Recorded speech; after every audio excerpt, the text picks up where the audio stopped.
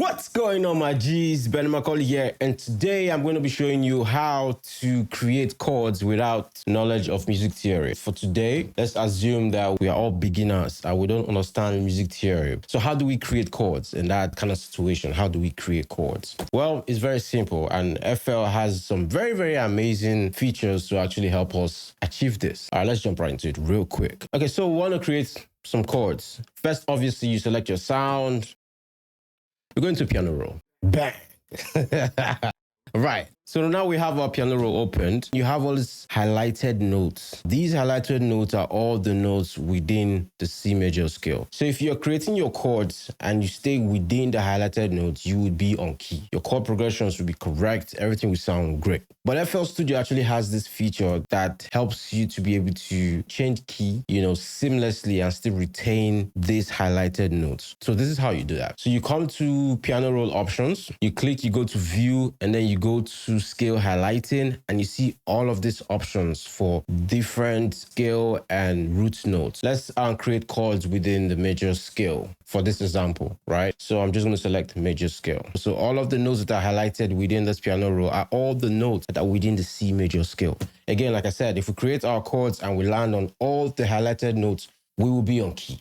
Right? Everything will be perfect. Let's say for some reason you want to make a chord progression on a different key. The same thing. You go to piano roll options, right? You go to view, you go to scale highlighting, and then we change your key to say D, for example. Bang! And now that we've done that, if you come to the piano roll, you see that the root note has changed from C to D. So that means now we are now in the D major scale. If we create our chords with the highlighted notes, we will be on key. But there's also a formula to help you achieve this perfectly. And it's simple. All you have to remember is 037 and 047. Now, 037 is a formula for creating minor chords, right? And 047 will be the formula for creating a major chord. 0 being the root note of your chord, or the first note that you start with when you're creating that said chord. So let's create something, right? We selected D as our key, so we are currently going to be creating chords within the D major scale, right? A very good way to create a juicy chord progression would be to first of all place single notes, right? Let me show you what I mean by that. So let's go.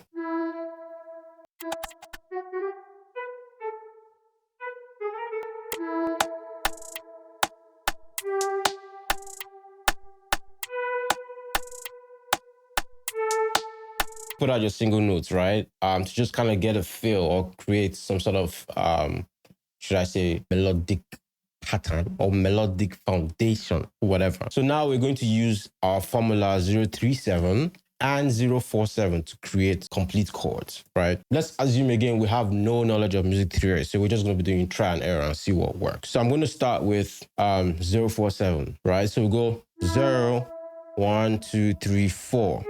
But if you notice, we've landed on one of the notes that is not highlighted. And from what I told you earlier, you have to make sure your notes are landing on the highlighted notes. That's how you can be correct. That's how you can stay on the right key. So which means 047 is not going to work for this chord that we're trying to create here, right? So we'll try 037. So that's 0, 1, 2, 3. So we just bring this back down, right? And then we continue 4, 5, 6, 7. So let's go over to the next chord and see what works. So let's go 0, 1, 2, 3. Again, lands on the black notes, not going to work. So 4, 5, 6, 7. Right? The next one, 0, 1, 2, 3, 4. Perfect. 5, 6, 7. Again, 0, 1, 2, 3. Not going to work. 4 works. 5, 6, 7. Right? And now let's play this and hear what we have.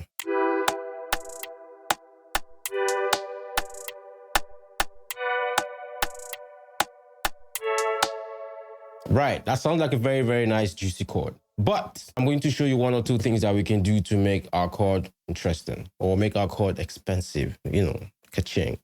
So the first thing I'm going to recommend you do is drop down your root notes to a lower octave, right? To kind of create like a bass note. So let's select all of the root notes here, right? And then we'll select them and drop it 1 octave and see.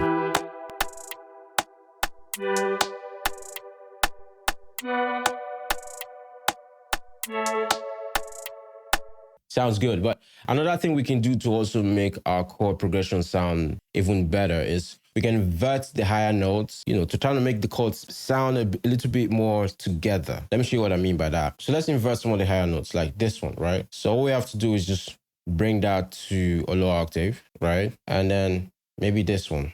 And now let's hear what it sounds like.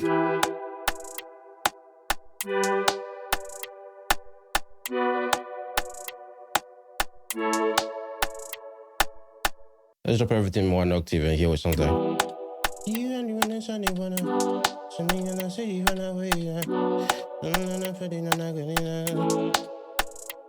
Right. So far, so good. We've created chord progressions without knowledge of music theory, at least without full knowledge of music theory. And from here, there's a few other things you can do to still just kind of like make your chord progression sound very, very nice. You can try to add more notes to the chords you've created and hear what it sounds like. And you might like what you hear. Again, this is us operating with the fact that we have no knowledge of music theory, right? So let's just try something. But you have to make sure that whatever notes you add to the chord progression or whatever notes that you add to the chords in your chord progression must land on the highlighted note, right? That way you are constantly going to remain in the right key.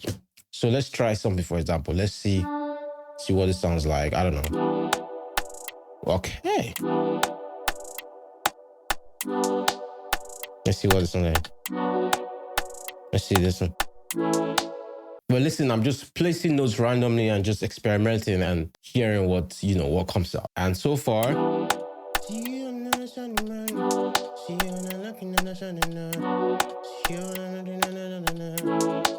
yeah, man, that sounds good. Again, you can also, invert even the notes that you add. Ooh, okay, same thing. So I guess I just placed the higher octave of that one. Okay, cool.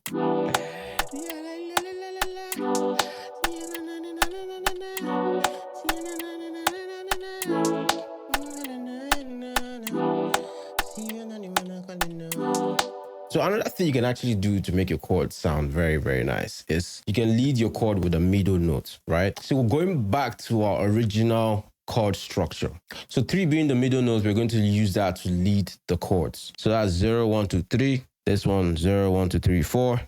Middle notes, 0, 1, 2, 3, middle notes, 0, 1, 3, 4, middle notes, right? And I'm just going to move that up 1 octave. And now let's see what that sounds like.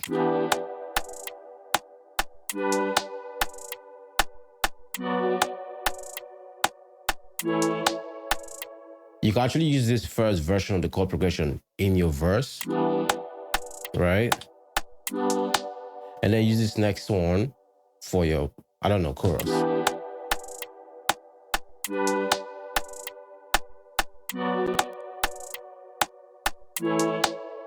I mean, man, that sounds very, very good. So there's 2 more things you can actually do to your chord progression after you've created them to make them sound very nice. You can try to humanize them. What I mean by that is if you're playing chords, like if you're a keyboardist, let's assume we know how to play keyboard, right? And we want to play the keyboard. When we press the notes on the keyboard, they're not going to all be on the same velocity. And we're also not going to hit all the keys at the same time. So considering that fact, it's good practice to randomize the velocity of the notes within your chord progression, as well as kind of strum it a little bit so that, all the notes are not starting at the same time. So let's randomize the velocity first to start. Select everything, and then you go Option R, and then it's going to bring out the randomizer, right? We only want to randomize the velocity, so we just go and adjust that. Maybe pull that out down a little bit, right? And right. Nice. And now let's strum it and, hear what that sounds like. For strumming, all you have to do is Option and S. And it's going to bring out Strumizer.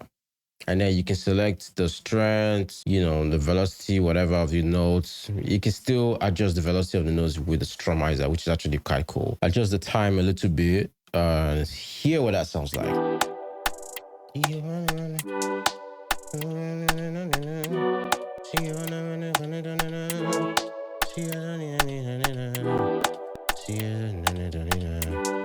Right. I mean, and if you want, you can actually even go inside and still do some more randomizing with your notes and everything. Personally, I like to do that from time to time, because if you're playing the keyboard in real life, you're not going to be hitting the notes like one after the other in a very how will I put it, consistent way, right? To be random still. Usually I would want to also do some more randomization in that effect. So I'll just come here, go to snap and select none, so there's nothing restricting my movement, and I'll just drag the first one up, maybe this one back a little bit, you know, and I will do this for all of the notes because I have time like that.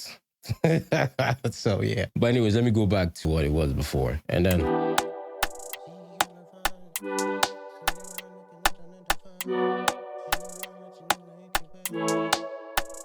I mean, so that's it. That's how you create chords without, you know, a decent knowledge of music theory. Listen, I'm going to advise, if you can eventually get some, you know, music theory lessons and everything, because it's obviously going to help you become a better musician. I mean, ask Mastercraft, right? You know, but yeah, man, if you don't have knowledge of music theory and you want to create, and you're struggling with creating chords, I hope this helps you do that. And all you have to do, just remember 037 minor chord, 047 major chord. And remember to stay within the highlighted notes and the scale that you selected, right? So that's going to be it for this one, and I'll see you on the next. I want a peace.